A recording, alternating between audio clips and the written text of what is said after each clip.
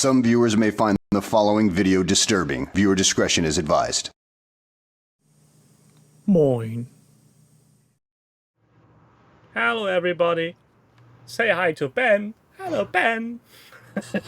Hello. Surprise. Surprise. Yes. Nobody expects this British Ben. I should have been dressed in red. I should have and had a proper hat and everything going on. So that would have been great. Yeah. No, it doesn't fit with a headphone, so just imagine a tricorn. It's more or less like an inquisitorial hat. So yeah. At one point, I'm going to get a proper hat. Oh, Welcome, Soap Dutch, Demon Sub, and Orinoco Witch, and everybody out there in YouTube land later on. Congratulations, Ben, on your 500 subscribers. Thank you very much. Yeah, That's, thank you. I think halfway to when you're allowed to have a community. I can't remember. I don't know whether it's a 500 or it's 1,000. I can't remember. I did some Googling, but I think it was 1,000. At that point, you can start mentioning other channels in your descriptions and stuff. Yeah.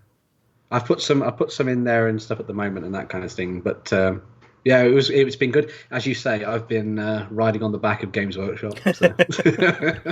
Well, that's where all them clicks come from. So. That's a topic for a whole nother conversation. Yeah, well, it's basically, if you have a hobby of this proportion and 2/3 of it is one game, you're obviously going to get noticed if you cater to that audience. It's just people are there. It's not because they don't like other games. Most of the times, I bet they don't know other games. If you're stuck in that ecosystem, get into your Games Workshop's Warhammer store, as they are now called. I need to remind myself more than once. Why Warhammer? I still keep calling it Games Workshop when it's on the street as well. Yeah. And then they go, no, it's a Warhammer store now. And I'm like, all right, chill your beans. Yeah, okay. and the next thing you know, they are called Age of Sigmar stores. That'll be the next one, yeah. And then they'll start calling them Realm Gates or something. And they'll start being like totally in-world and having people in cosplay and all that stuff. It will be worse. They will be called Shards. Oh, yes, there we go. That's what it'll be. That's the shard of... whatever.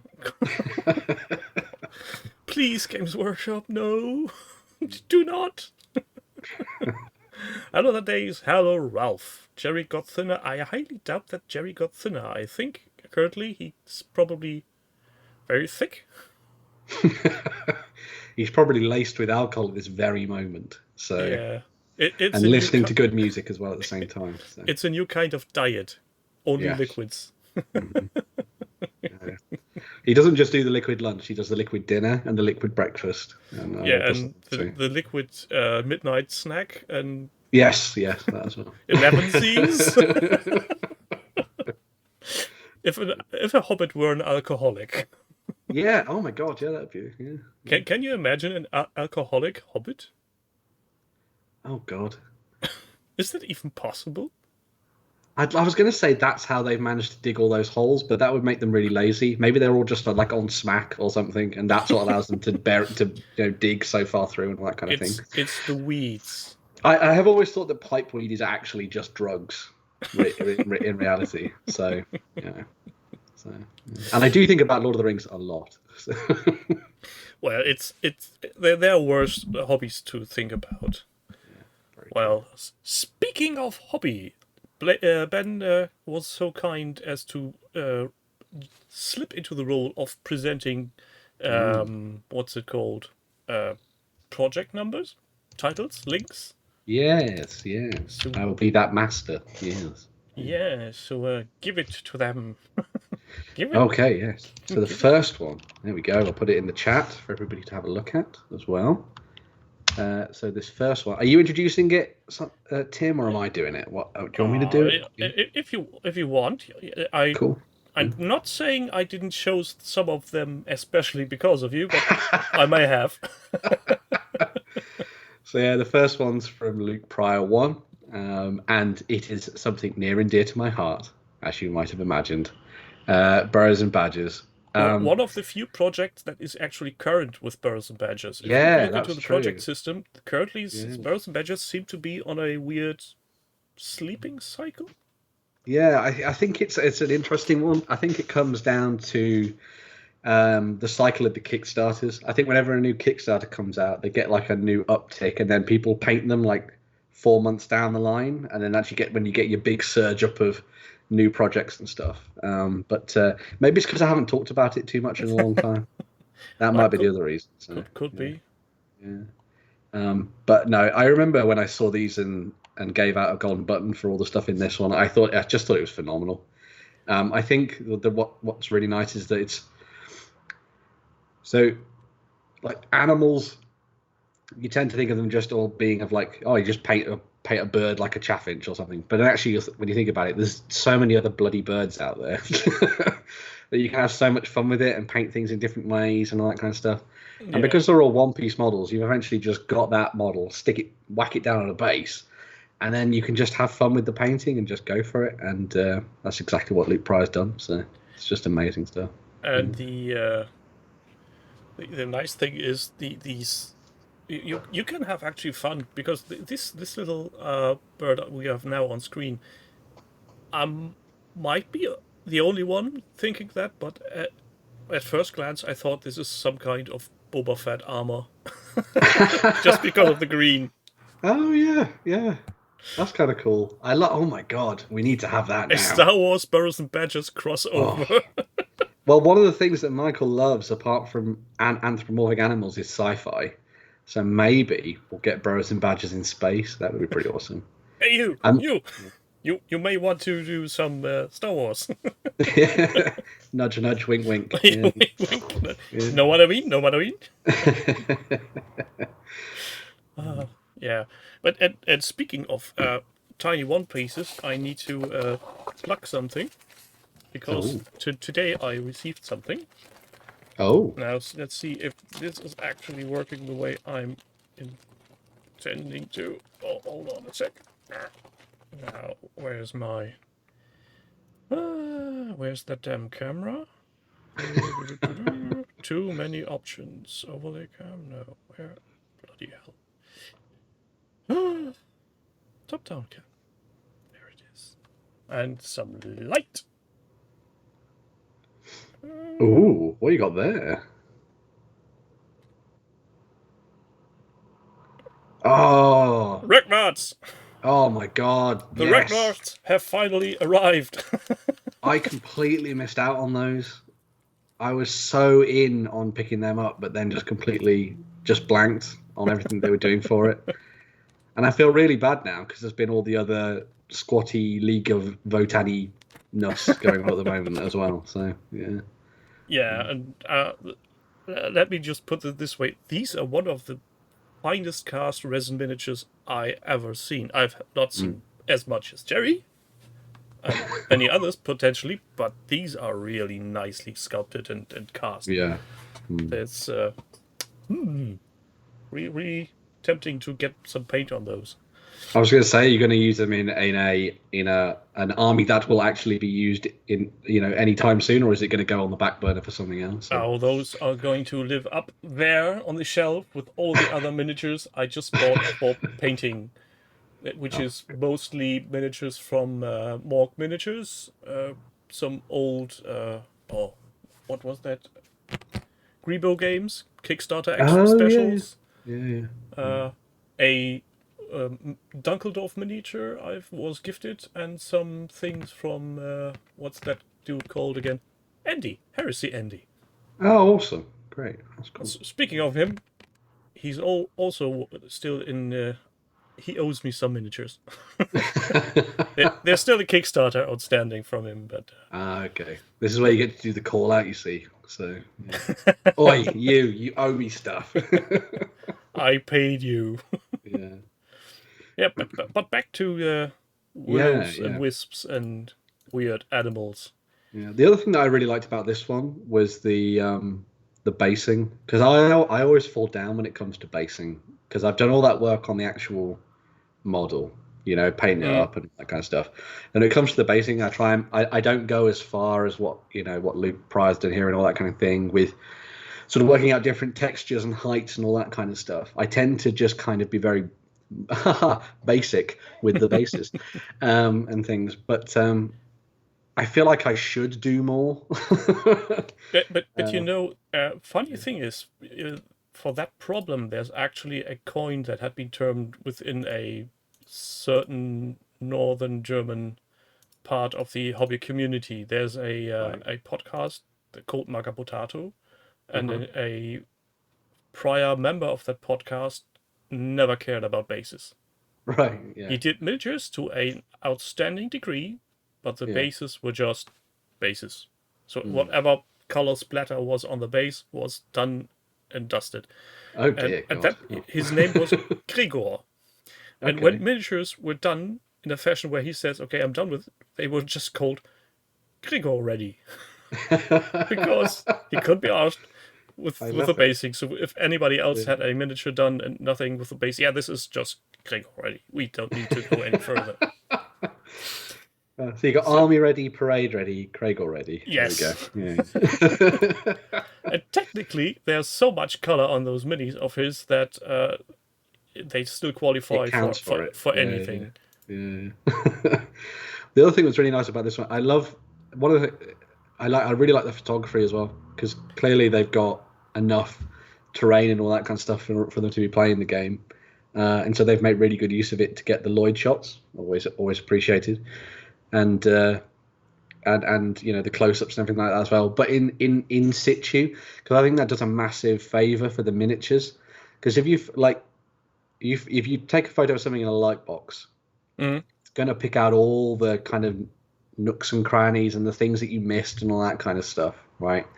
But I think when you put things in situ on terrain amongst other things, it kind of makes the miniature feel a little bit more natural, and I think it's a little bit of a saving grace in many respects as well. Yeah. So. Also, it shows the miniature in its quote unquote natural habitat, because you usually don't show it to your friends in the white box of horrible picture taking. Exactly. Yeah. You usually see them on or next to a gaming table, so that if you get the miniature there, then that's grand. Yeah. I was going to say, I take Demon Sub's kind of way of approaching things, just cram the base full of tufts. I have endless amounts of those gamer grass tufts, and I just smash all those on, and then stick a bunch of like bloody flowers somewhere as well. and never forget to paint the ribbon in goblin green, of course. Of course, yes. But Salute to the goblin actually, green. that started out for myself as a joke at some point, just for shits and giggles with the sparkly marines. And, right.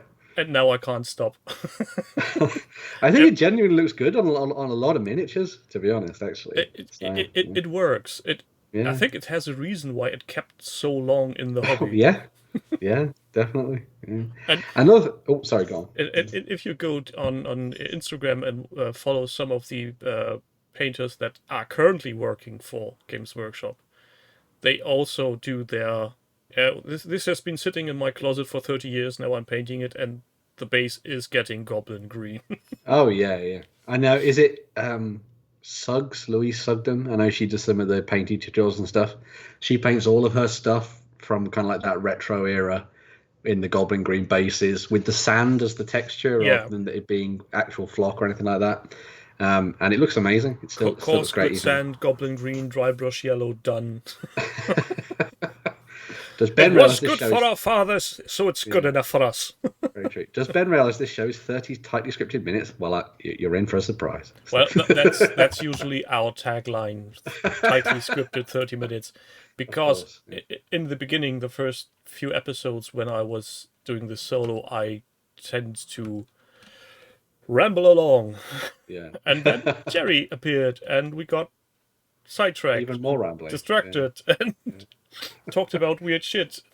I'll tell you a secret for the people who are watching, because they turned up to see you thinking, oh, there's no Jerry, so everyone else has just left, but the real people, the real fans are still here, right?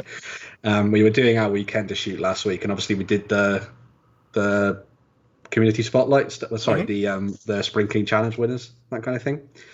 Justin said to us before the show, "Okay, guys, try and keep it slim. Try not to go too much." And we went, boom, 2.5 hours, nearly 3 hours raw. Have fun. So there we go. We go overboard as well. So. Well, let's be honest. That event has been going on for some times. If you had just chucked it, like, here's a runner-up. This is the winner. Have fun. That would have been boring. Yeah, exactly. Yeah. We needed to talk about them in detail. That's very true. Yeah, and there were some very nice projects with it. There was some amazing stuff there. Yeah. I think we're gonna do because normally we keep the Spring Clean Challenge as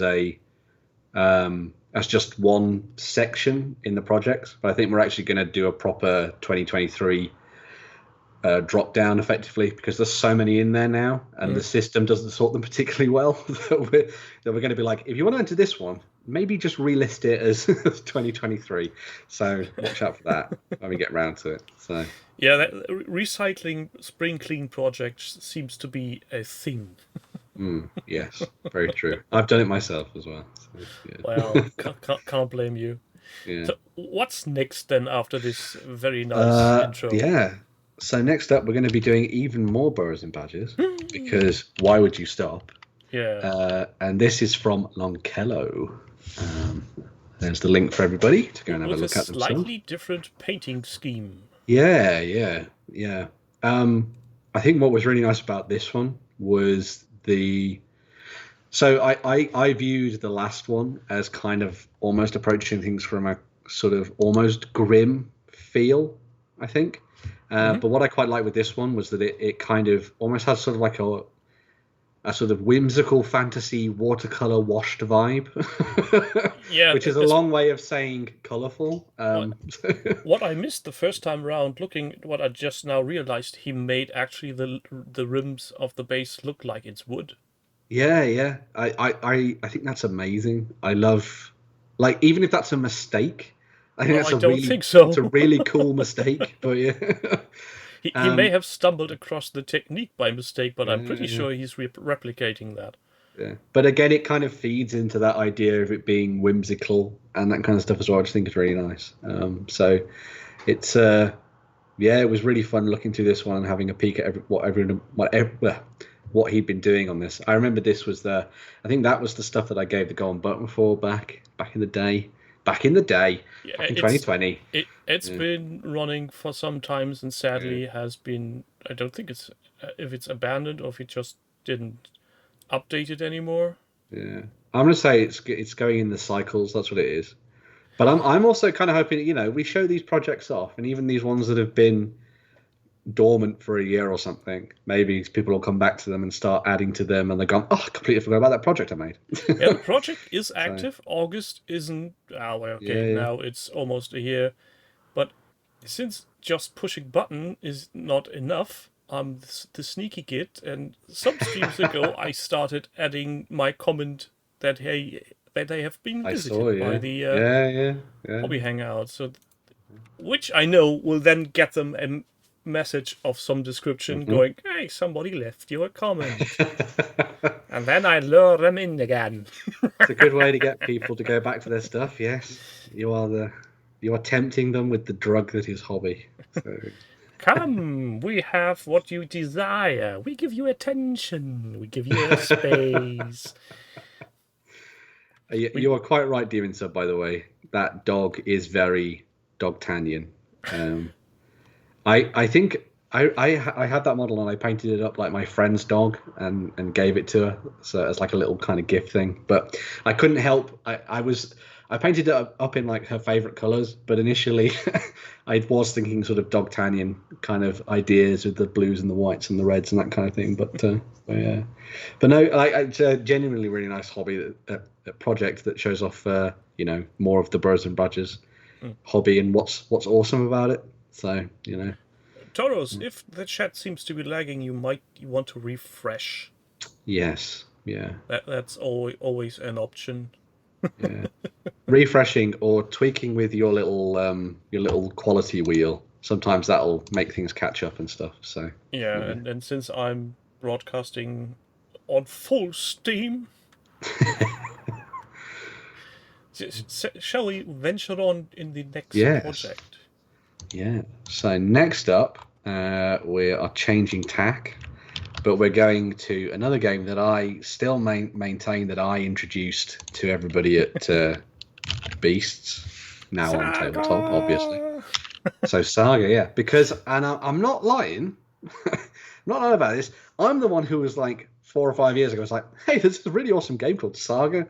And then Lloyd was like, haha, well, I'm going to take that. And then obviously Jerry's always been playing Saga for a billion years or whatever. So, you know, suddenly Lloyd had an opponent and all that kind of thing. So, Well, yeah. Let's be honest, Jerry actually might have had everything that has been out for Saga at That that is point very and just true. not telling anybody. Yeah, very true. Yeah. But yeah, so this one comes from Warhammer Grimace, who's another active projector within the system. A very active one, yes. Yeah, and this is their late Roman stuff that they've been working on, which I think is really awesome. I hadn't actually spied these ones either, which is really cool. It's the nice thing about coming on here and looking at all these projects and digging stuff out, that I get to go, ooh, and then I can use them for the com spot. To be honest, at times I'm not sure if Jerry isn't doing exactly that. Well, was it last week or the week? The last week he did exactly that. He was like, "Here's 3 that we looked at. They're amazing," and I was like, "Cool, fine, saves me a job. This is great." So, Well, there is a certain overlap, if you will. If you go back and watch several unofficial hobby hangouts, there is something might be going on where Jerry is either just by sheer coincidence touching them up, or is maybe influencing you on a subconscious level. I think that might be it. Yeah, I think he's just wormed his way inside my mind. I think that's the way it is. Yeah. He's sitting at home going, "You want to watch the project?" Yeah. Well, he already does that with miniatures. Like he shows me stuff, and then I go and buy it. So like he showed me all the cobblestone bits and pieces, and then I ended up buying, you know, all these bloody 10 mil hobbits. I've got a bunch of orcs waiting as well. And then we were looking at something last week from the XLBS that was linked to Veritwood, or Veritwood. I don't know what's the best way of pronouncing it. And now I was like, well, I've got to have all those miniatures as well, haven't I? You bastard, Jerry. I was like, yeah, I'm still waiting for his picture from that one game shop where all the bot wars allegedly is in Scandinavia. I like to think that maybe the bot wars stuff is actually sentient, like Toy Story, and it's just trying to keep itself away from people. Like, I don't want to be played with. Leave me alone. Welcome, Nick, to our special edition of Ben's Hobby Hangouts. I am the true replacement for Jerry, but yeah. No, but no. Replacement is a harsh word. You're a welcome guest. And I don't know if you knew that. Actually, it was Warren's idea to come on. Oh, okay. He asked me after, I think, 2 or 3 sessions if it were okay for him and Jerry to come on the show. And I said, oh, wicked. Well, yeah, do. Warren never met. Warren never came. Yeah. That's Warren for you. Here's a plan. Now you guys enact it. That's the... Yeah. What was the term he once coined? Doing his hobby via other by people's? Proxy. Proxy, yeah. Hobby by proxy. Yeah. Having Justin print his minis, John paint his minis, Jerry is reading the rules. Yep. Everyone else does the research. That's the apart from the highly important and integral historical research, which is always done by him. So yeah. Going back to the project, by the way. Yes, because we're not getting distracted by football. Oh so. Yeah, no, we're not getting distracted by that. We're getting distracted by Ben, the substitute teacher. That's fine. Yeah, you guys can do whatever you want in my class. That's fine. So yeah, just don't be too loud and let the people in the last row sleep, and the ones that are eating in the middle row, please clean up after yourselves. Yeah, just don't punch anybody and we'll be fine. Don't break anything. Yeah. But yeah, the thing I really liked about this one was it does that other thing that I think is really nice about the project system, and that it enables you to condense a lot of the information that you have maybe been picking up from rule books and historical documents and books and all that kind of thing, and you can put it in one place where you can effectively just use it as this almost like repository, this mine. As Jerry said, somebody already did the heavy lifting for you. If you want to dive into yourself in this game and this area, just go to this project and get yourself what you want. Yeah, you want to build a Roman a late Roman army invading Britain. Here you go. Go and check out what Warhammer Grimmins has done. I'm suddenly getting flashbacks. Late, early Roman army thingies. Oh, God. It's all the same time period, and they all had spaceships. And but Justin, are these late, early Roman? Oh. I swear, at times when the guys were still in the studio, I felt the urge of Justin just strangling someone. Happens more than I'd like to admit. At some point, I actually need to get over there and have a peek behind the curtain. Oh, I think it'd be great. You should come over and have a look. Yeah. Play some games, have some fun. Yeah. Even if that means I have to sign some weird NDA waivers to not spoil anything. Because if you know how the sausage is made. Yeah, that's true. Yeah. It's badly made. No. No, it'd be great. I think it'd be awesome. It means Jerry can poach you for a live stream or something. That would be really good. Yeah. He can get you on camera to do a live stream game with him. I think you'd very much enjoy that. So, Paul wouldn't have to be used for everything. So, I think we would just be sitting next to the table with beer in our hands, and your kids play along. We just and I always wanted to get Big Ben on the show. Simultaneously with Jerry, then that would be my private TV. I would just go lay back and let them go at it and see what happens. That would be like a Radio 4 shows just melding into each other, just sort of endless documentaries and talk of historical periods and stuff. I remember some of the official Hobby Hangouts from back in the day when Ben was in the studio and was sitting on John's lap. At times I nearly cried laughing. It's just hilarious. Yeah, we were thinking. I'm going off topic again, I guess, but we were thinking because obviously they've got their new, almost like shop play space called Factorum, and so we've been thinking about going over and doing some stuff with them. I know they have they do a lot of BattleTech tournaments and stuff, and obviously John and Justin and now Shay are like massive fans of BattleTech. So it would be really fun to maybe go over and do some of their tournaments and things and film some stuff with them and stuff. But it's one of those things we've got to try and like work into everything else at the moment. But if you are mourning the loss of Foreground, then maybe go and have a look at what Factorum's doing because they've done some really good stuff over there. So now that's I think most people mourn the loss of Foreground because they have been struggling. And they have been doing nice things. And personally, what I like most about it is they were doing stuff you weren't able to get in Europe beforehand. Mm-hmm. As an example, Battle Kiwi. You either were to buy it directly and have a ton of shipping costs, or they produce it locally and then you just cover it for much less. Yeah, very true. Yeah. We need John's live painting stream back to us.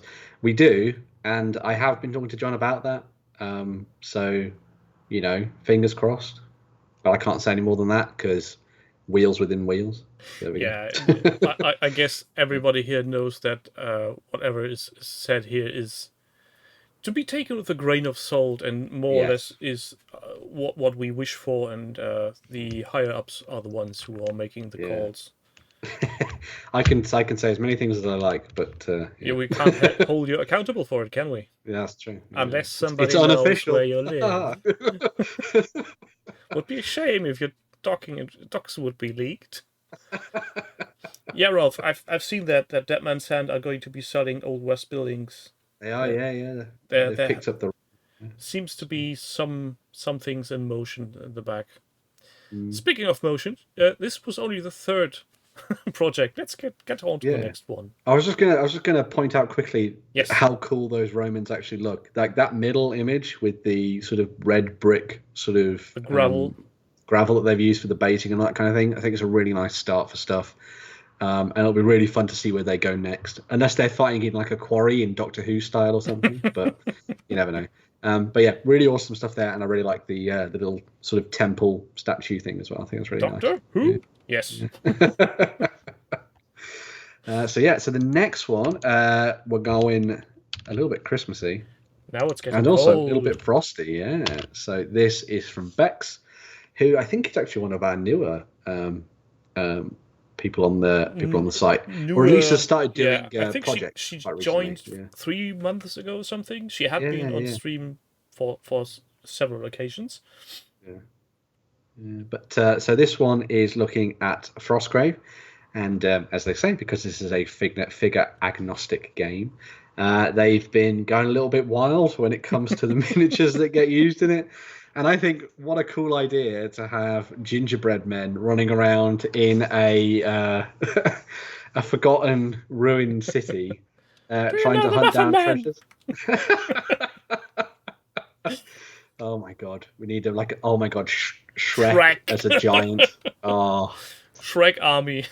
that would be amazing. That would be so cool. Hello, Duffy. Yes, we have a Ben. A wild Ben appears. He uses charm. It's very effective. Throw a Pokeball at me. Oh no, please don't. It'll break the screen.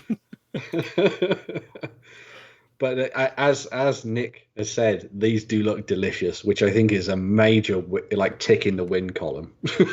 A friend of mine actually it has a very particular hobby. She's making edible game pieces. Oh wow! And when they do board game night, they use these edible game pieces, and every time when somebody loses highly, they just munch up all the gaming pieces. That's amazing. That's so cool.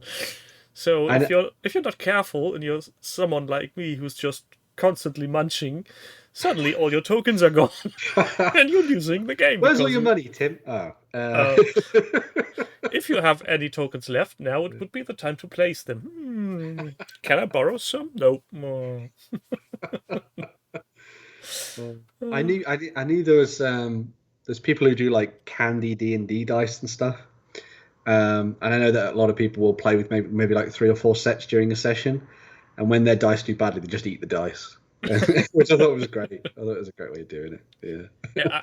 At one point, I was contemplating the thought of, these little document shredders, to have that in a very tiny space to just drop in a die and have it going out underneath as basing material.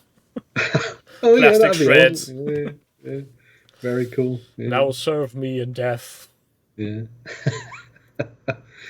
So yeah, as well as the aggressive gingerbread men, as Bex has said, there's also this. This was their first warband, so this was like a Hero Forge designed batch of Egyptian mummies, which I thought was really interesting. The thing that this is reminding me of, really weirdly, is that this is like Frostgrave, but almost mixed with what was that game by Vespron that got bought by TT Combat, where you played as like little people? It's completely got out of my head. Couldn't tell you. Oh, I'm going to Google it. I'm Googling it furiously. Home Raiders, there's Pete. Home Raiders, that's the one. Home Raiders. Thank you, Pete, for your contribution to today's stream. Yes. And welcome, PG Name 1122. I really like weird usernames. Those are the ones. Yes, you guys are correct. Home Raiders. This is like Home Raiders, but done in Frostgrave, which I think is really awesome. Yeah. What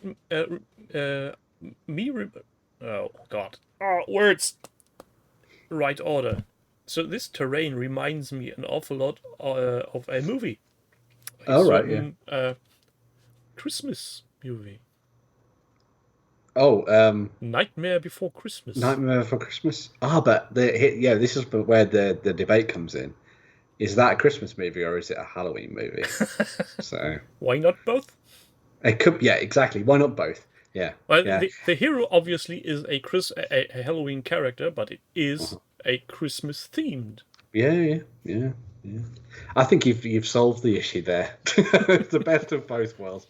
But no, the terrain's really fun. I love anyone who does stuff with snow, because I've always had, this is again a weird tangent, but I've always loved the presence of snow on battlefields and on basing, because there's always something really interesting about having like a heavily armored or badass looking warrior and then this like just pure white snow everywhere, and then also having that almost really nice contrast between like blood on snow, so like the red on the white and that kind of thing. Yeah, basically because of the old Merlin TV series. There's a fight in that between Mordred and Arthur on like a snowy lake, and I just always remember the blood seeping into the pure white snow, and it was just such an amazing image. And I always try and think about how I could do that with some models and stuff, but I never like bite the bullet and go for it.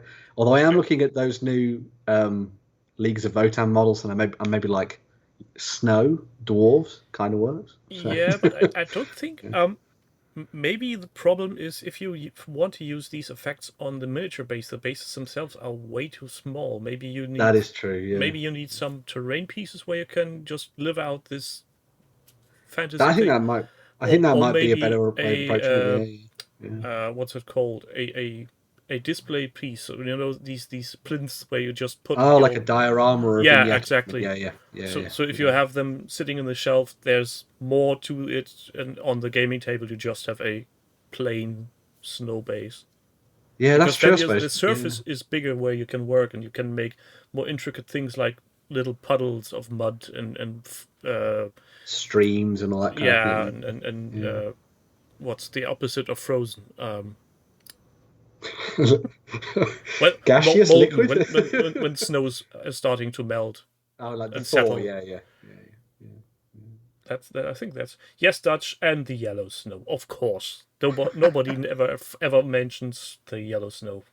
You've got to have, if you're going to do a diorama, I'm going to put a dwarf pissing into a snowbank or something and having the yellow snow. There we go. While having a beer keg in his hand. While having a beer keg, yeah. Out in one way and out the other. Yeah. As quick as that. How light beer is produced.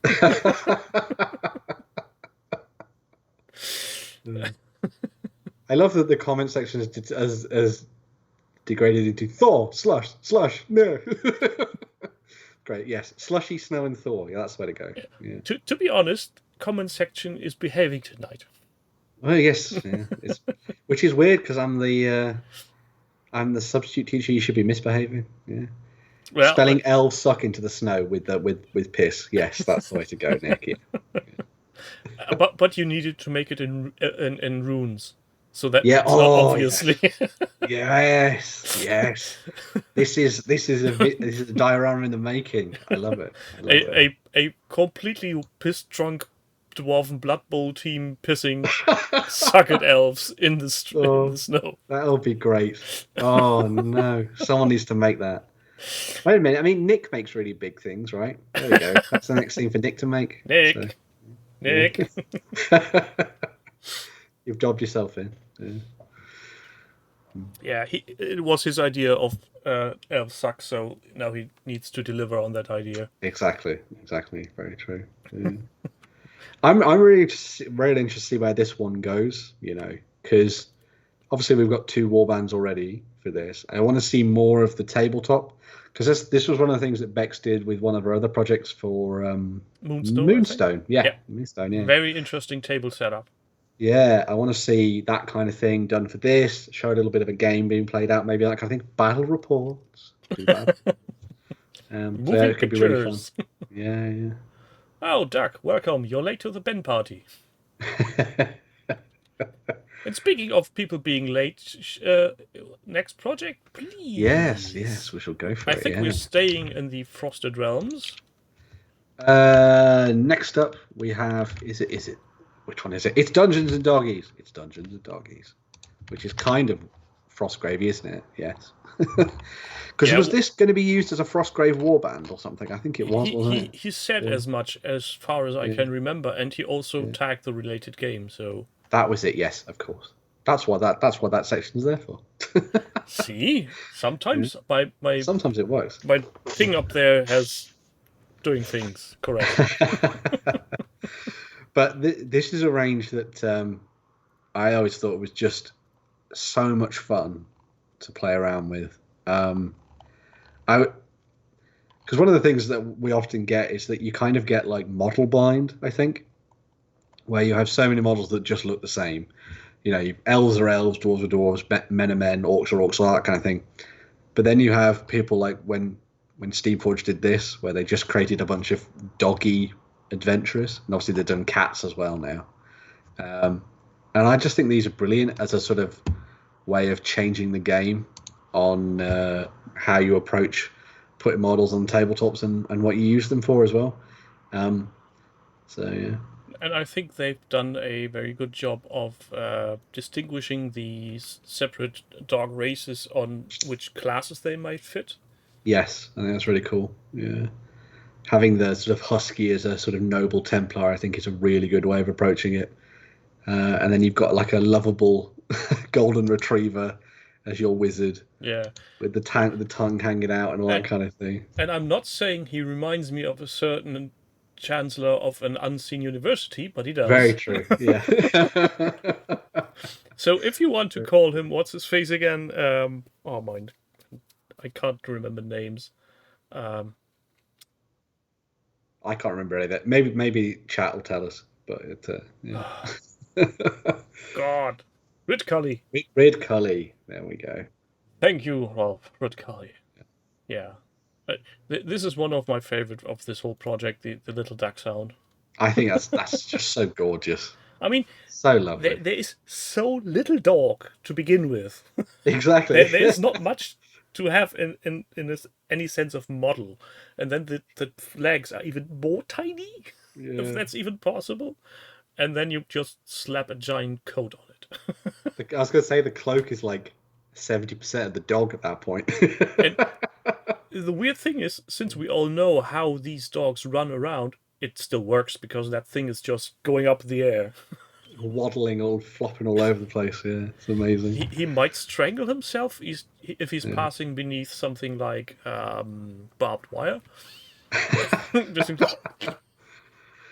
gonna say Tuffy. I also agree with the cats and catacombs, mainly because I have to like cats because my partner is a cat. So yeah. Did you just say your partner is a cat? My partner has a cat. Oh. I'm not one of those anime waifu folks. Don't worry about it. So it's okay. Well, all fine by me. By all. You do you. Who am I? My wife is a cat. Who am I to tell people how they are feeling comfortable? Very true. Very true. Yeah.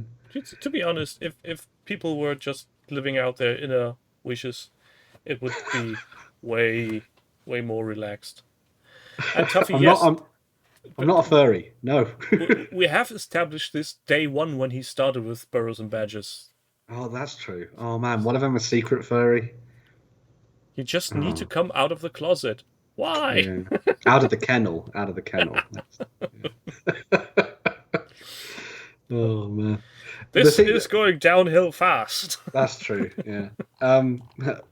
Stepping away from the fact that I might be a closet furry, the thing that I quite like, weirdly, I'm gonna come out of it now, aren't I? But the thing I really like about this range and what we looked at earlier with Burrows and Badgers is that it does that thing that I was saying during sort of the preamble to this one, where it makes you paint something really different. You're not painting a typical sort of elven hero or something like that, or like a dragonborn or something. You're painting a goddamn dog. Yeah. That is also a really cool wizard at the same time. And I think it's just fun to play around with that kind of stuff, because so often we get stuck into kind of like regimented ways of painting things and going through collections and that kind of stuff.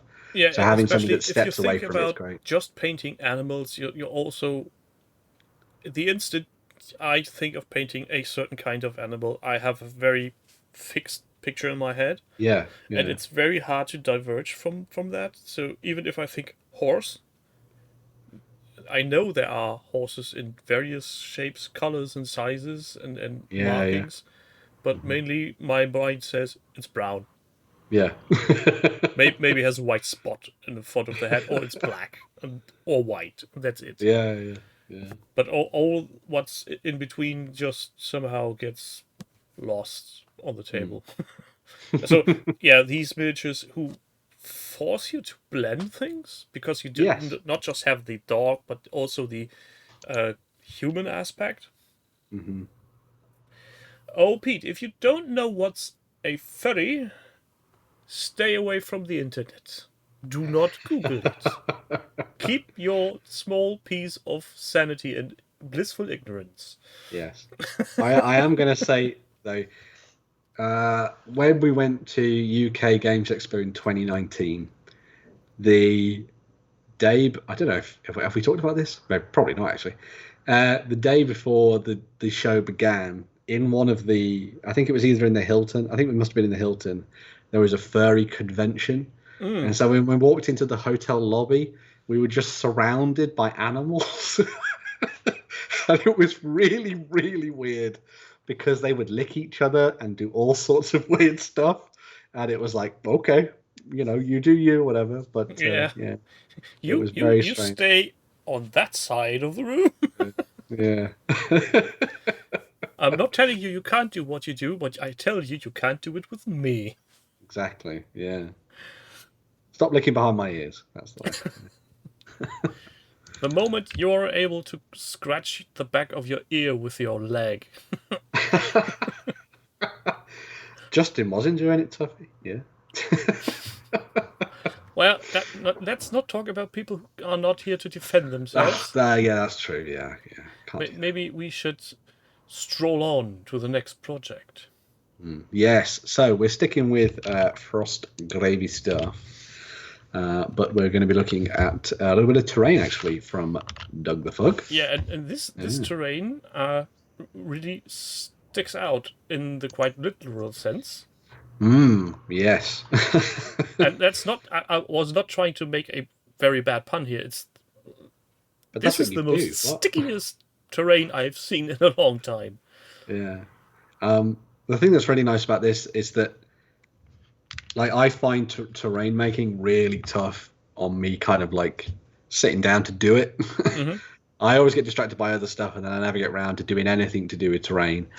Again, a little bit mainly because I've painted all the bloody miniatures. I don't want to start working on fecking, towers and all that kind of stuff at the same time. But this really, every time I see this stuff from Doug, it always kind of urges me to be like, just bloody do it.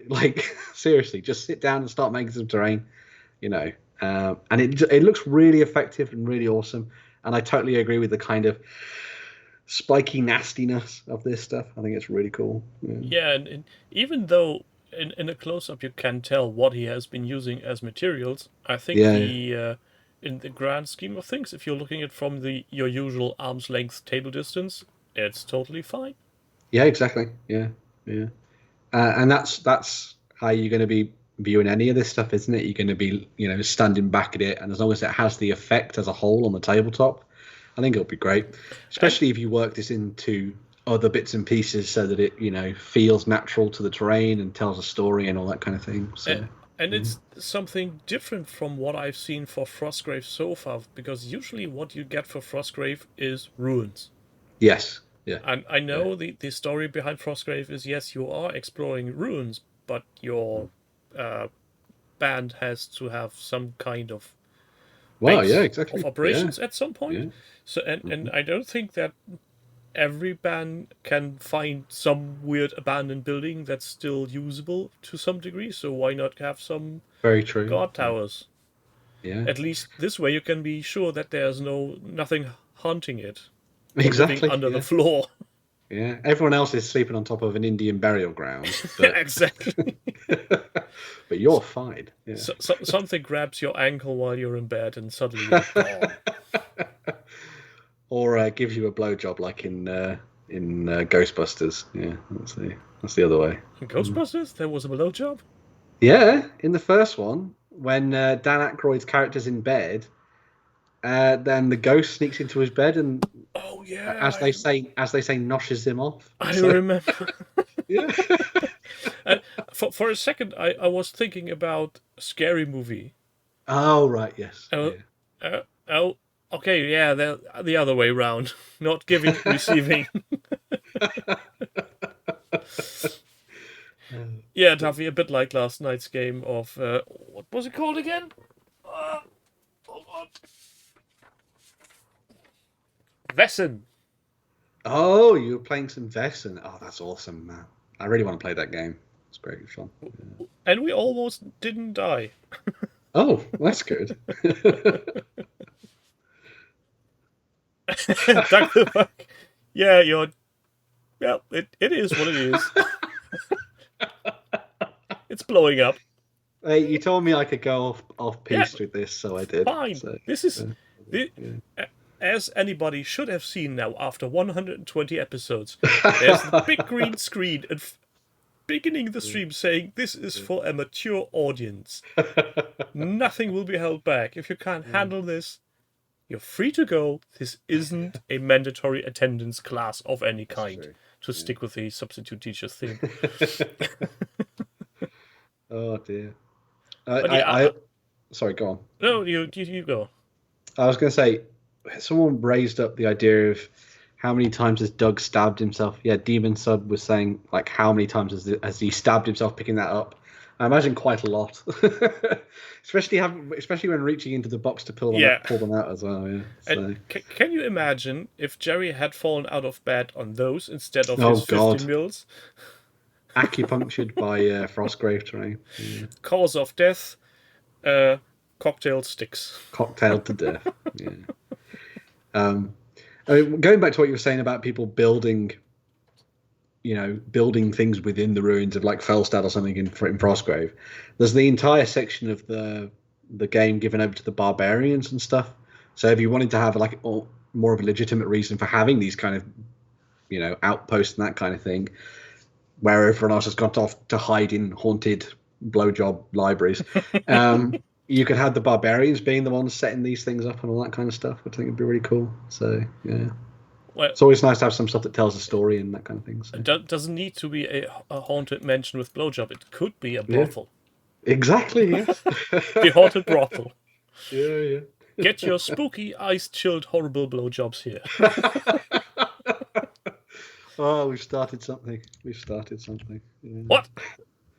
I never start anything. Well, no, that's wrong. I start a lot of things and I never finish anything. Yeah. Well, mostly. Doug says, I like the idea of a launching post. They found a bunch of treasure. It's heavy. Can we drag it to civilization? No, we'll put it in here. That's cool. I think that's a really good way of doing it. Yeah. They're doing female barbarians as well, Demon Sub. Wow. Awesome. Oh, I can't wait to see those. Oh, I just hope they don't go the usual route with huge knockers and unrealistic tight waists. Big bazongas. No. Yeah.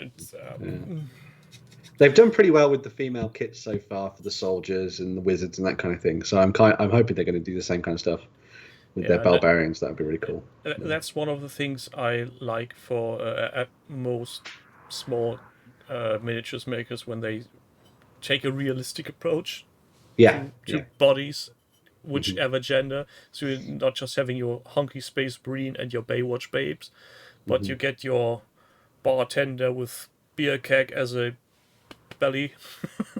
Yeah, exactly. Yeah, because human beings are vast and varied in their shapes and sizes, so why not show that off? Yeah. Even though most of them are the worst.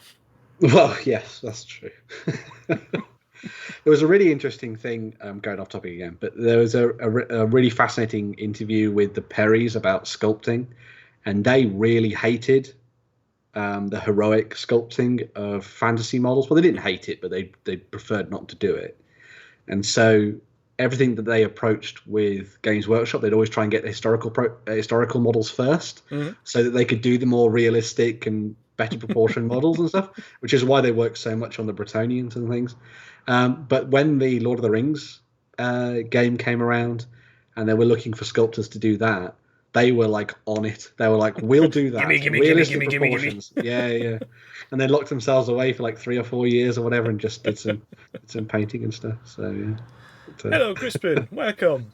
hello, Crispin. I love you too. So, yeah. But speaking of the Perrys, if everything goes well and this year has another Hamburg Tactica, I really hope they will come again, because for the last few years they have been on show floor sculpting live, Oh, brilliant! and Wow. that's such a delight to watch. Yeah. They're just having a 3x3 tables in a corner, and both are sitting there and just doing their green stuffy work and painting and talking to people, and you just walk up there and see how a miniature is born. Mm.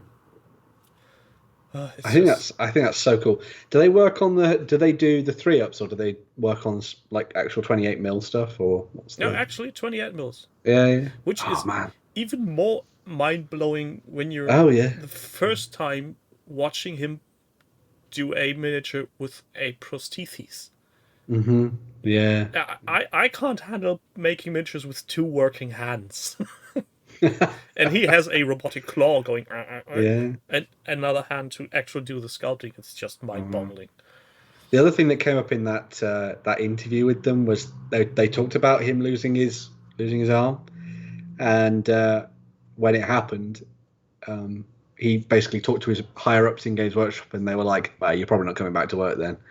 And so he spent that like weekend, or I think it was the week that he got back, painstakingly trying to work with his other hand to sculpt something, and then got back to it and sort of put it into showed it to his boss, and his boss was like, "Oh, fair enough, great, fantastic." But he was so close to not being able to work again with that thing. I just think being able to completely switch your brain around and be able to sculpt with your other hand like that, I think is phenomenal. And they do amazing work, as their entire collection. And anybody would who has suggest. ever tried to write something with a non-dominant hand will know that that's just it just doesn't work. Muscle memory is a thing. Well, that's why they left, Crispin.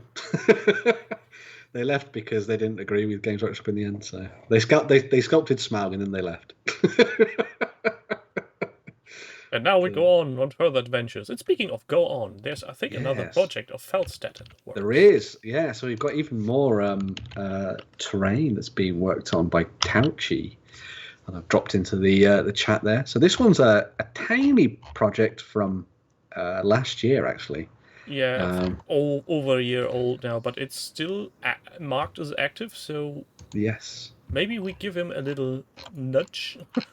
This is where your comment is going to send things skyrocketing, you see. And this obviously takes things from a different approach, where we're looking at a box of 3D printed stuff. And I think what's quite nice about when you 3D print stuff for Frostgrave is that you initially know that you're diving into a ruined city. So it doesn't matter if some of your stuff gets miscast, or bits don't come out the way you want them to. Yeah, and all flat surfaces you basically get covered in snow and everything. Yeah. So there's no horrible print lines. Yeah, just to be sure. Yes, you are right there, Panzer. They did have Perry miniatures beforehand, but then they had a falling out with DW, and then they went up and did their own thing as well. But yeah, so yes, you are right to correct the book on that. Very true. But yeah, I absolutely love these little tiny pieces. I think they're great, and it shouldn't be that hard to get these all painted up and get ready as well, which I think would be really fun. So a little bit of dry brushing, and away you go. Dry brushing's always been my go-to when it comes to this kind of terrain. Like I was working on a bunch of I can't reach it. I can't be bothered. I've been working on some Gothic ruins for 40k and stuff. It would be really, again, just really easy to just dry brush my way through it all, and then add a little bit of wash here and there, and away you go. Really. So.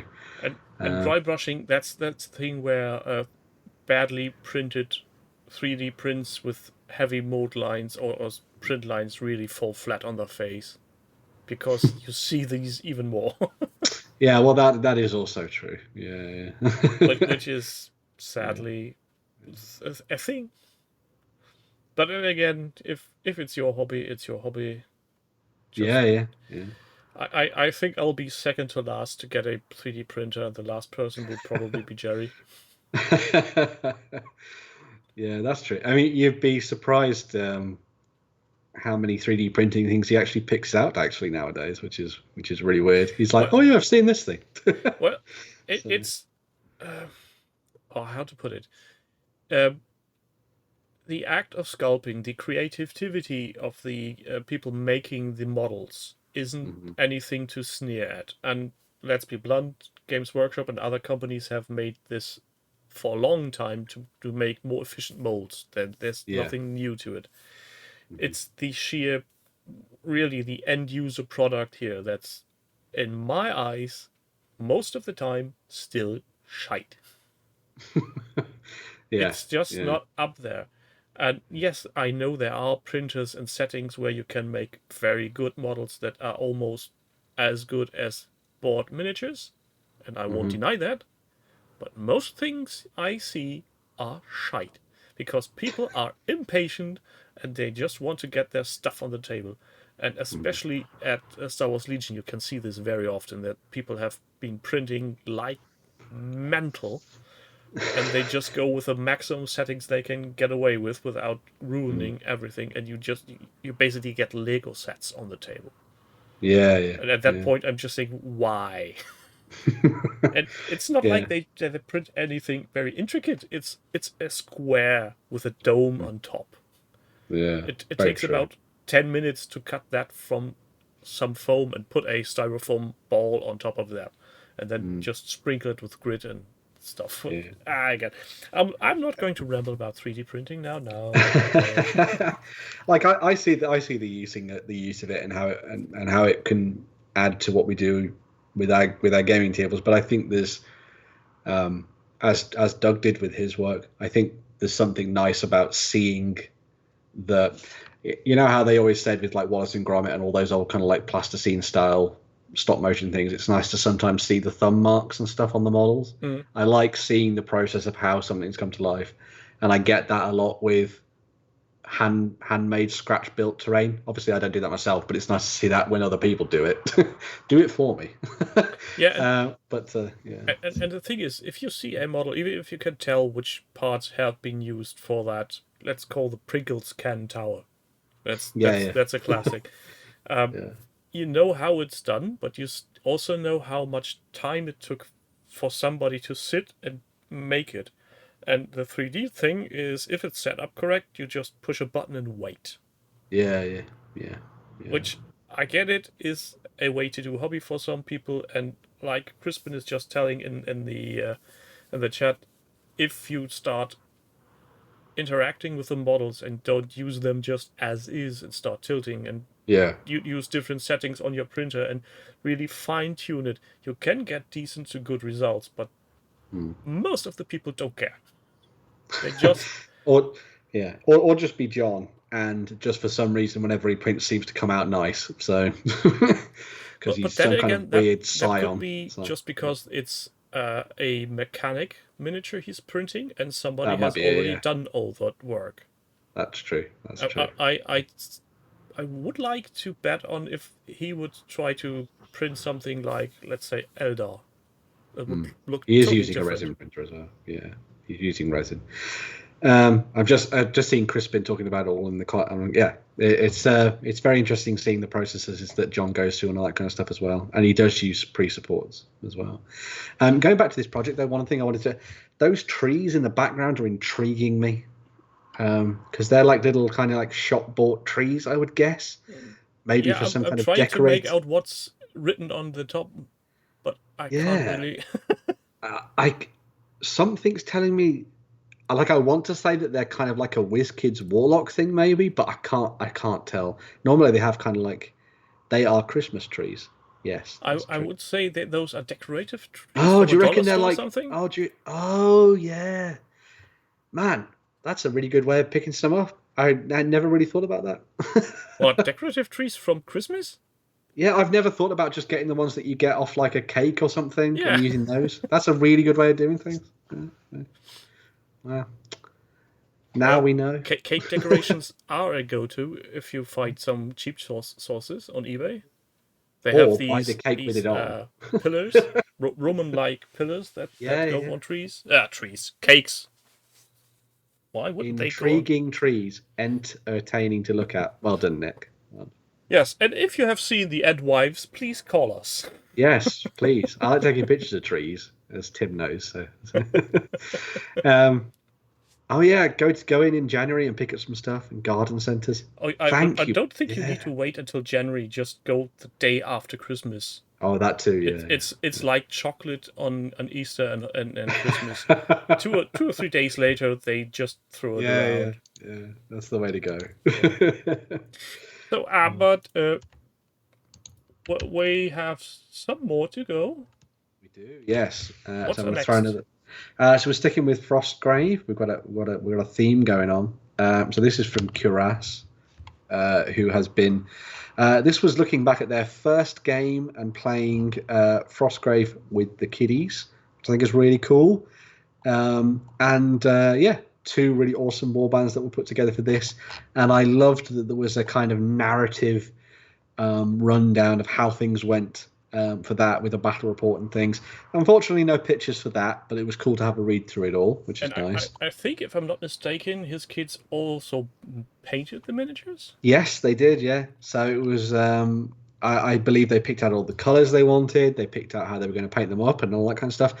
And this was the thing I think was really fun when I looked at this for ComSpot, was how they'd done the color choices for everything. So there was lots of different colors mixed in throughout the warband, but the red and the blue is that motif that gets shown throughout all of them, which I think was really fun. So it ties them together, and it's that kind of thing that we normally do as older hobbyists, where we tie things together with a particular color within an army and that kind of stuff as well, which is really nice. And then that's of course is Cuirass's warband as well. Something that's common across all miniatures, to give them some kind of coherent look without being a uniform look. Yeah. And man, this is making me think a lot about Frostgrave. I've been trying to. To be fair, I mainly focused on Frostgrave with these projects for two reasons. The first, all the other Boros and Badgers projects have been dormant for way too long. Oh, of course. And the other thing is, I still haven't played Frostgrave since I got the rulebook. I played one game of Frostgrave when it came out, and I didn't successfully convince my friends to play it anymore, even though they had fun with it during our sort of mini session with like 3 or 4 of us, and which was really disappointing. So it was a real shame. But I did get to. I guess I played by proxy because I painted up one of the warbands that was used for the Frostgrave 2nd edition week, so that was cool. But maybe if you find yourself down in the hobby center sometime in the future, you could do a live stream video with. Yeah. Oh! Well, me and Jerry have been chatting about me coming over and doing maybe a bunch of filming and stuff. Basically, choose a bunch of games that we want to play and then spend a week just literally filming all of it. So we'll see if that comes to fruition. I think that's more one of those things a little bit more definite. That's a really nice thought. You get paid to play and drink all week. I mean, that would be amazing. Yeah. And also, you could combine this with visiting surrounding shops and gaming areas. Mm-hmm. Very true. Have a double reason to go somewhere. Yeah, and if I take a camera with me, it counts as vlogging and work, right? Yeah. So, yeah. You could also take your band of Frostgraviness in a small, secluded carrying on, and then just enter a Warhammer store. Yeah. And set up somewhere in the far corner. Play Frostgrave in the Warhammer store. Yeah. Even if you don't get to play, the second you've managed to set up all miniatures, take a few pictures and run. Yeah, just do that, yeah. And if Jerry is wearing his old Games Workshop employee shirts, I'm sure you'll be fine. Yeah, it'll be fine, yeah. Is there anything to visit out at OTT? Well, we have our hobby hall, So if you wanted to come and play games, we have a bunch of tables set up for people to come and play games and stuff, which is cool. And we obviously have our store as well. So there you go, Crispin. If you ever want to come and have a look yourself. So yeah, there we go. Wasn't it also called the Visitor Center at some point? Yeah, the visitors. Yeah, I think that's the official name. Yeah. the visitors center. So you can go and book tables and play games and things. We had people playing Flames of War last weekend. They came down and played some games and stuff. So, and because we obviously have like 1 billion pieces of terrain, we can set up games for pretty much everything. So, and also, yeah, as Tuffy says, there's a Justin there. And also, Crispin, try to keep in mind, Ireland isn't that big. Yeah, there is everything within, I dare say, walking distance. Well, pretty much, yeah. You can also, there's also the North Coast. You can go and see the Giant's Causeway and all that kind of stuff as well, which is really cool. So I think if you were to ask Jerry for any interesting sites in Northern Ireland or Ireland in general, I think you'll get a list you'll never be able to. List of pubs, yeah. Pubs can have an interesting history. Exactly, yeah. And also, I'm pretty sure there will be one or the other Weatherstone somewhere attached to a wall. Very true. This is actually an international thing. We have that here too. Oh, cool. At the North Sea shore, there are some lighthouses having a Weatherstone. Very cool. See the stone? Sunny. Stone wet? Raining. Stone going to either side? Wind. Not seeing stone? Fog. Stone no longer there? Gale. Stone white? Snow. Dear. Yeah, we are simple folk. No, stone tornado. Yeah, that's basically where it's that's heading. it. Yes. Yeah. I was just going to say about this project as well. Hopefully, you dive in and you've put your comment and stuff in for this one. Maybe we'll see some return of this and see how things got on with Junior Frostgrave since November of last year. It'll be really fun to see where things have gone and if the game's actually been played anymore and all that kind of thing as well. So maybe Dad has lost interest in the game because Junior has beaten him multiple times and handed. That might be it. Yeah. Crispin, yeah, I totally get that. I would like to go over and watch Justin and everybody else having a nice time, but looking at travel expenses currently, that's not happening. It is. No. It is getting weird to travel anywhere at the moment, isn't it? Yeah. Not even at the moment. Just before the pandemic, I was looking at how to get to Ireland from here, and if numbers crawl up the middle to high 3 digits, that's nope. That's just not in my budget anymore. Maybe if I win the lottery or something. We can always hope. Yeah. And maybe at some point, Wayland sponsors Cox coming over. That would be cool. I'll put that in our next statement to them. Actually, come to think of it, we are paying members of the site, so there would be a real incentive to be a paid member if there were somebody, let's say a Christmas raffle. And you randomly pull 2 or 3 names out of a bag and those get somehow across. I think they potentially possible. I mean, that sounds like a very cool idea. I'd love to have that happen. I'd love to have that. Yeah. And if anybody has a more cheap way that is still viable in any timely manner, I know I could walk to Northern Ireland, but that's not very fast, even though it would be the cheapest way. From the guy that wins all the prizes. I only won twice. I'm going out on a limb here and say there's more people on OTT having won multiple times. And I'm not talking about gold buttons here, mate.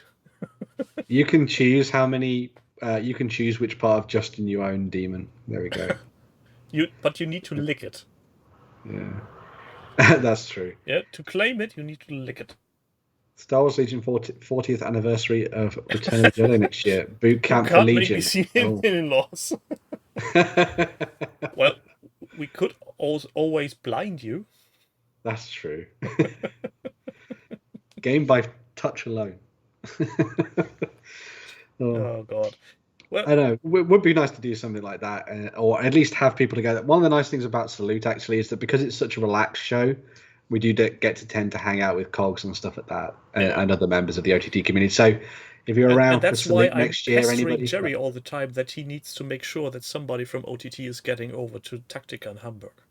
Well, that Tactica feels like one of those events that we should probably be covering. So maybe when things calm down a little bit next year, and we're on a bit of more of an even keel, we'll start to look at events a bit further afield. I think so. I mean, we're going to Actually, I can't say anything. I'm not going to say anything. I'm not going to. Damn it! You've nearly got it out of me. If you, Ben, the private person that is Ben Shaw, if you had the possibility to go to Spiel, would you? Yes, I would. See, we knew that beforehand. That's no secret. And let's face it, Spiel is one of the biggest conventions in Europe, if not worldwide. So yes, Spiel. Come and find us. There we go. I was at Spiel several times, and I must confess it's too crowded for me personally. It is very big. It's just not that just the fact that it's big. I can handle big. I was at Gamescom multiple times, but it's just there's so little space between the booths that you're just crammed into tight spaces. And that's never been one of my favorite, and is currently totally not my favorite. That's totally fair. Fair. Tactica technically isn't very spacey as well, but it's not that overcrowded. Yeah, I'll tap Jerry up for Tactica and see what we can do. I think that'd be really fun to have a pop out. They have moved Tactica this year from the beginning of year to October. Oh, cool. For the first weekend, so that's the 30th September and 1st of October, I think, or 2nd and 3rd, I can't remember. It's always a Saturday and a Sunday. Yeah. But they want to get back to their spring timetable, so 2023 will be around, I think, February, March again. Oh, okay. So not too quite a quick turnaround then for them, which is quite interesting. So. Well, usually they are at that first quarter, so it's just because of reasons. Because of the things, yes. Yes, horrible things. At some point, I think some of us will beat some other people. I could just go over to the Netherlands and try to locate Dutch, but then again, why would I?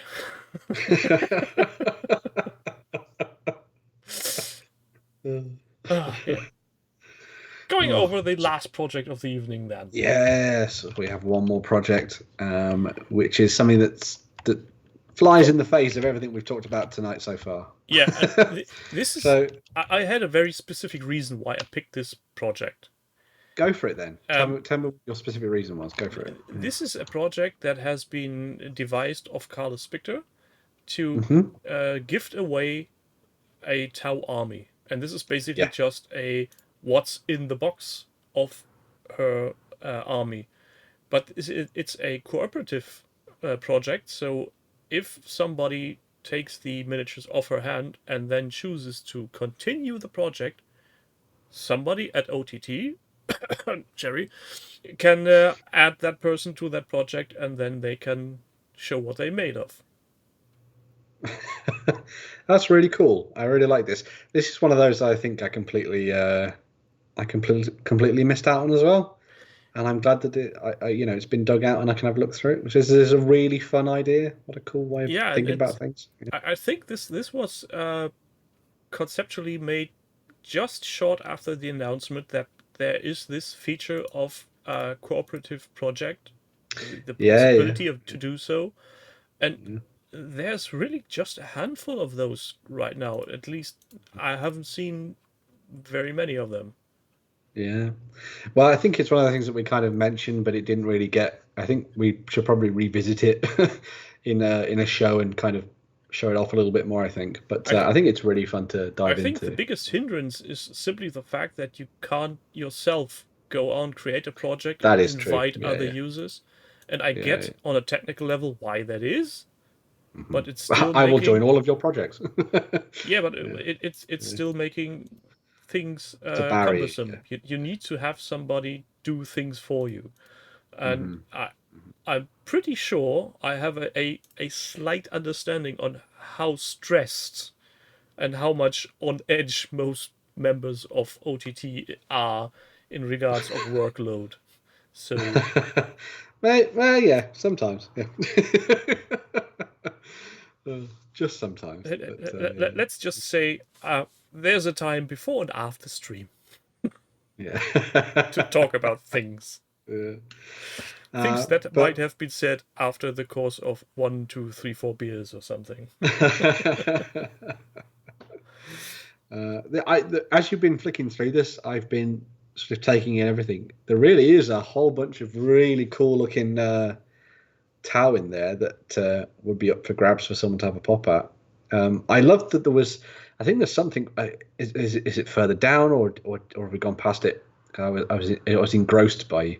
But there's this. Yeah. Here we go. The Abhuman. Beastmen. So, yeah, the Beastmen, and there's like Skaven and all sorts of different things in here as well. I think is really cool. Because one of the things that I absolutely loved about the Tau when they first came out was this idea that they conquer other worlds and change everybody there to sort of basically respect the greater good. But you only really got a sense of that with the Kroot and the Vespid, really, Yeah. out of the box. But of course, they would have humans and other abhuman races that are sort of brought into the fold to fight alongside them. Because it just makes sense. And I love the idea that when these were put together, they basically came from the point of view of let's just make a bunch of these different type of characters and troops and stuff that could have been taken over by the Tau. I think it's a really nice idea. And I don't think I have seen that in any shape, way, or form No. being taken on by many users. I can remember seeing some Kroot, but that's about it.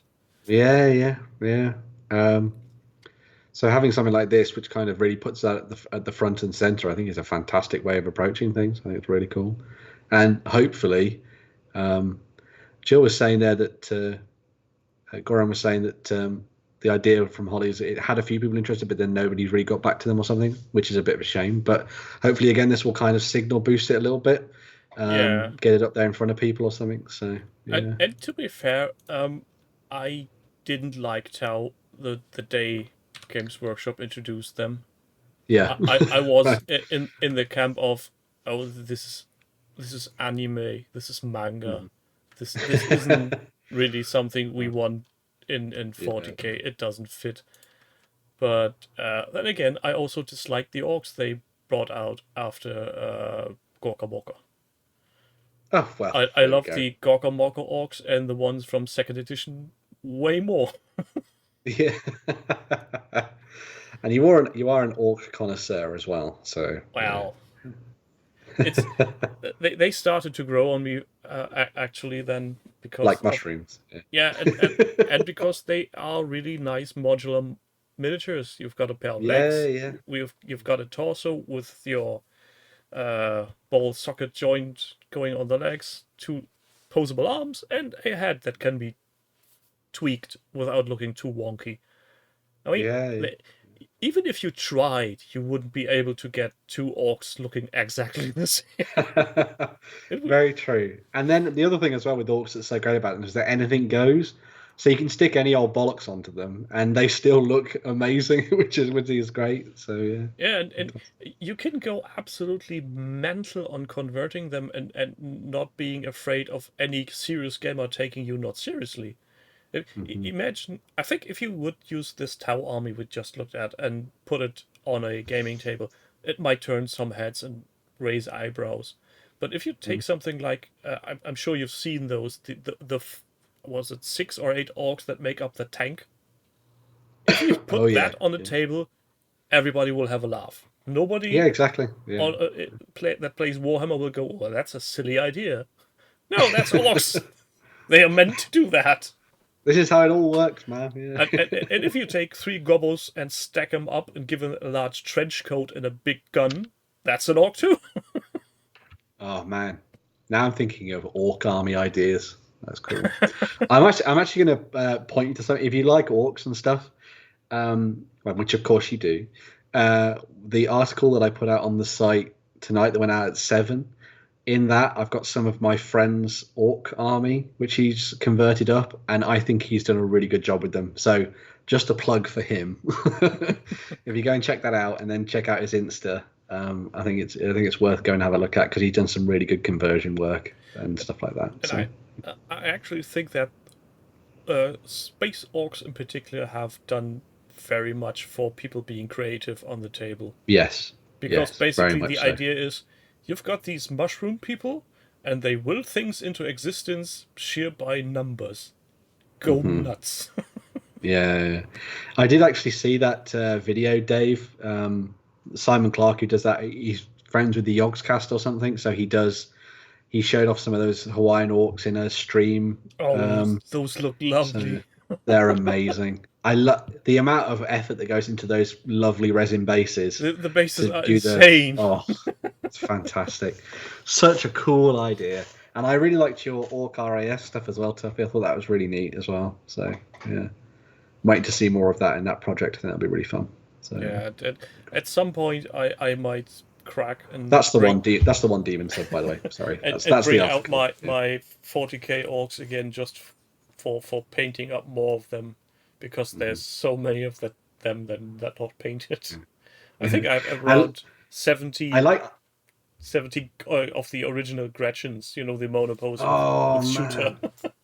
Oh yeah, the ones with like their arms just up. Yeah, I've used them on a tournament once, and I just swarmed a unit of Terminators, and they weren't going anywhere because they couldn't get out.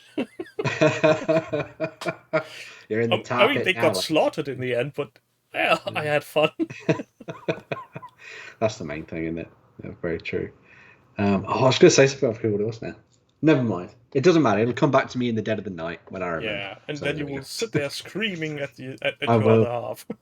Yeah. Oh, that's what I was going to say. I love that you still refer to them as space orcs, because that's the first rep. Because everyone else kind of just calls them orcs, with the K and that kind of stuff in 40k. But I've always known them as space orcs because that was what was on front of one of the books and stuff when I was younger, and I would always call them space orcs because it just sounds fun. And also, how else will you differentiate your fantasy orcs and your space orcs? And exactly. No, they're not called uruks or uruks or whatever. And there's no amount of marketing material that Games Workshop shells out that will change that.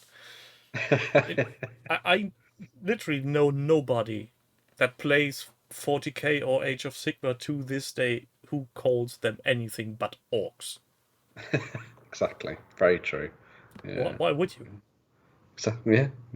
It's what they is. Space elves and space elves. There we go. Yeah. Exactly. Space pirates. Yeah.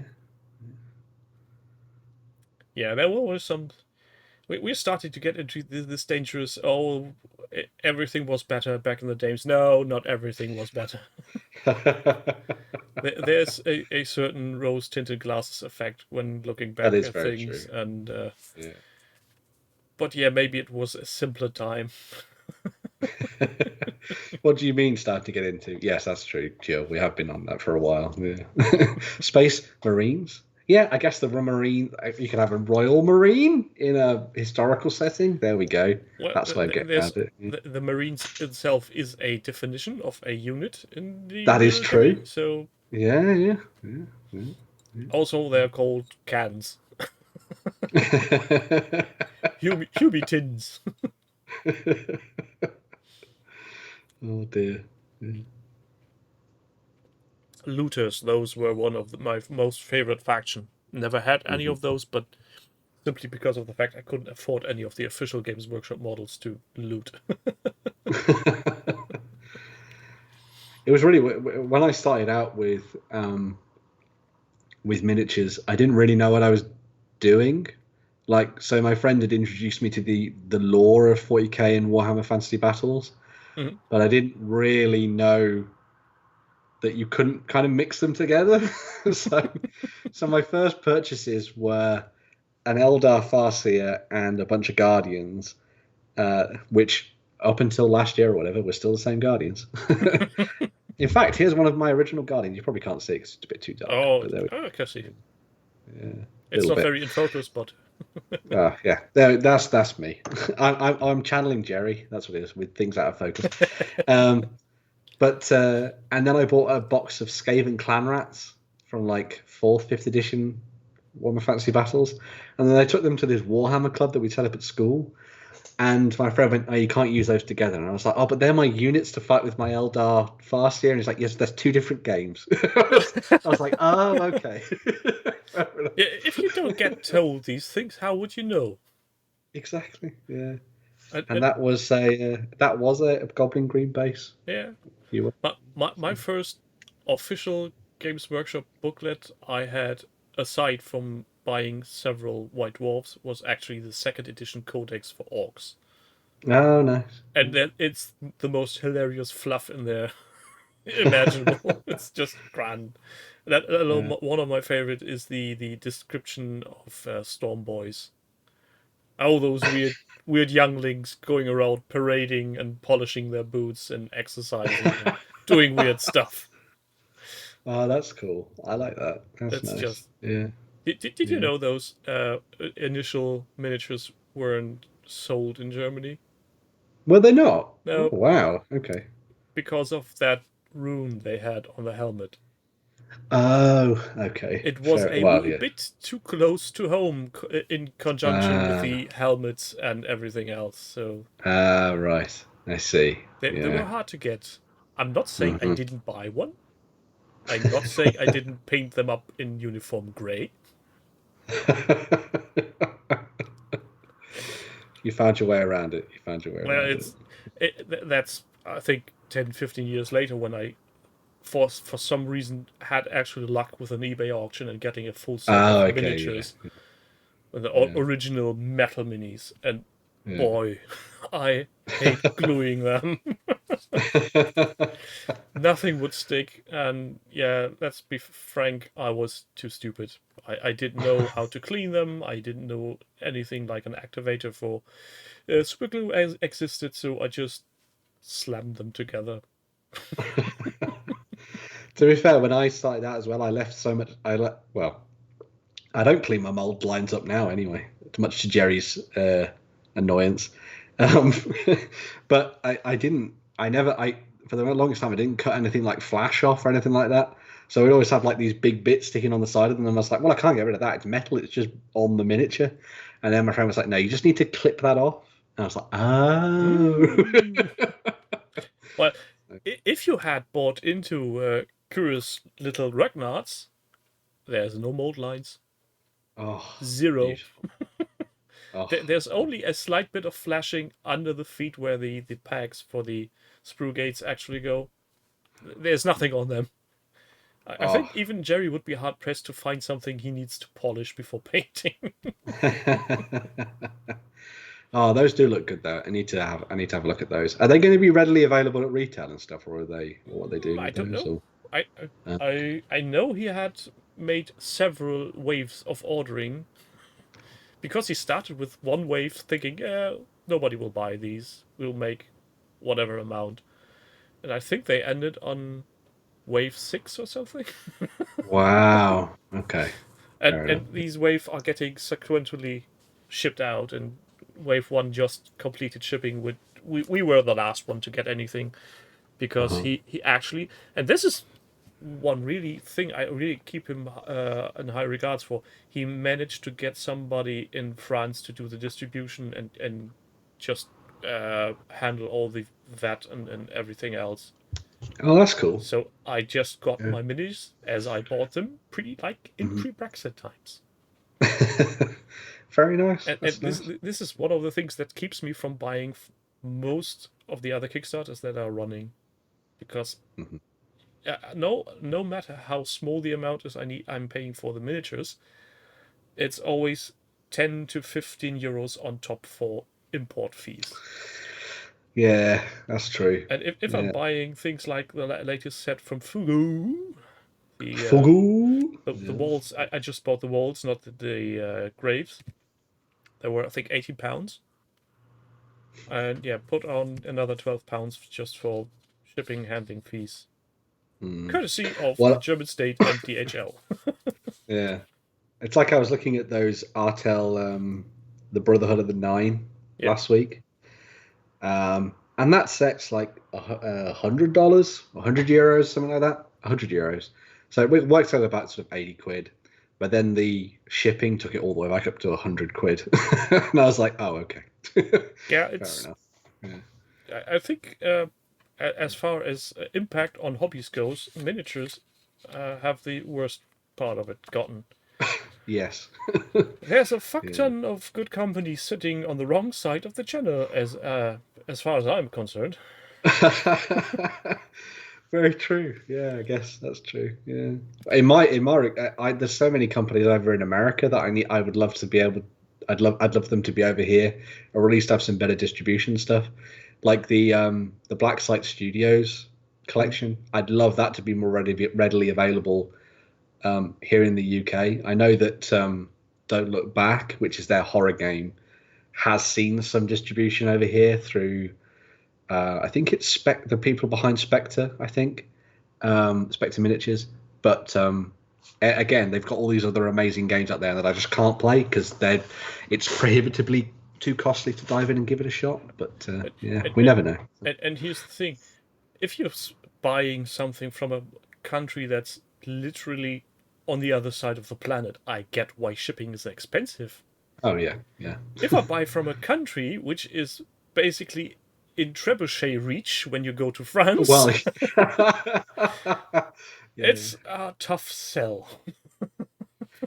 I thought Grim. I thought Spectre were handling some distribution for them, or am I confusing with a different company?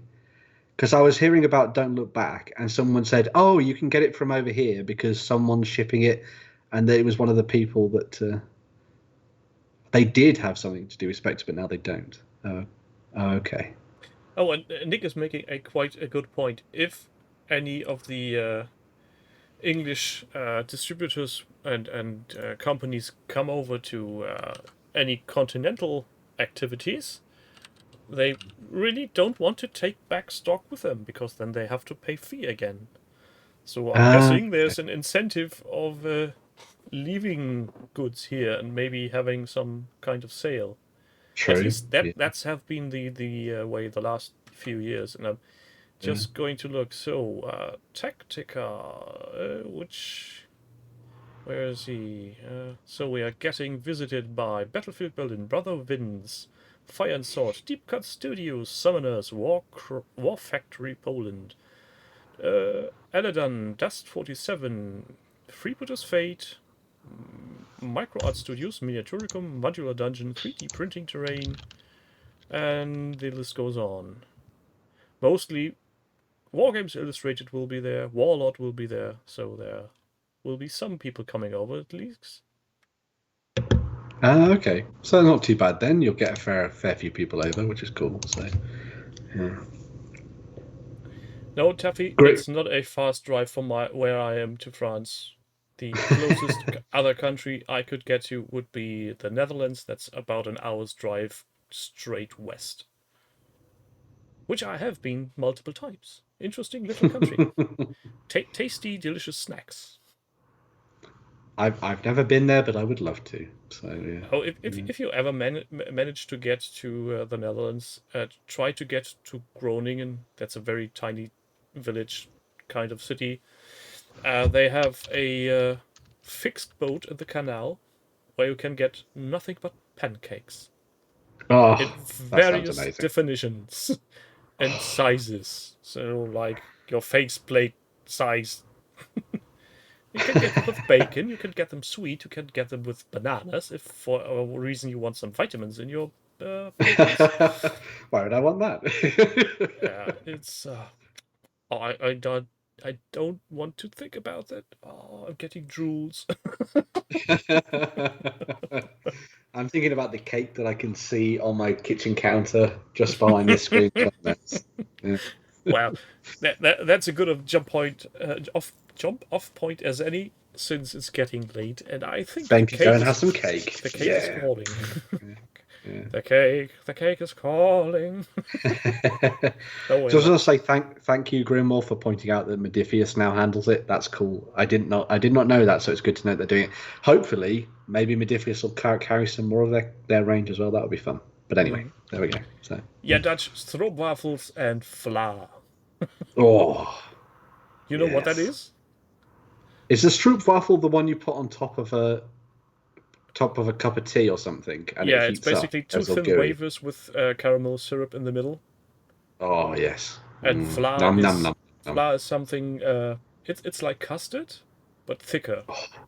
Oh, It's more in between the vanilla pudding and the custard. Speaking of consistency, oh no. that's something for really decadent strawberry eating. My waistline is growing as we're speaking. That's the... Imaginary calories can't harm you, Jan. That's true. No, they can't. Yeah. With that said, Ben, I thank you for being here. I'll be making sure to leave a link to your very successful YouTube channel in the video thank you very description on much. YouTube. And if you remind me, I'll put on the link to your blog, because you're an active blogger as well. I do blog. I haven't written an article in a while, but I am going to try and remedy that. There's a lot to catch on that side, so yeah. I thank everybody in chat who, for some odd reason, really behaved today. Maybe I was the strict substitute teacher. Maybe I was the other way around. I don't know. Yeah. So. Maybe you're the substitute teacher where they think, oh, we need him to be back more often because he lets us do so many things. Yeah. Well, I mean, Jerry is off again next week as well, so you know, Yeah, I might. If you're happy to have me back, I will come back. So we can have a vote in the Discord. Do we like Ben? No. Right. Okay. No, Crispin doesn't get more than one vote. And either way, I have another emergency plan that has to do with something that Jerry had been bringing up in the last two streams, but that's always there. I can always fall back to that. If you want me back, I'll be here, but no worries. It was very nice being here and having a chat. So I'd be delighted, and I think if we can then next week tell people, yeah, there will be a guest, and it will be not just the old German rambling. Well, but now I'm rambling, and now I'm just cutting everybody off. Have a good one, people. Stay safe, stay sane, and stay hydrated with these temperatures. Bye.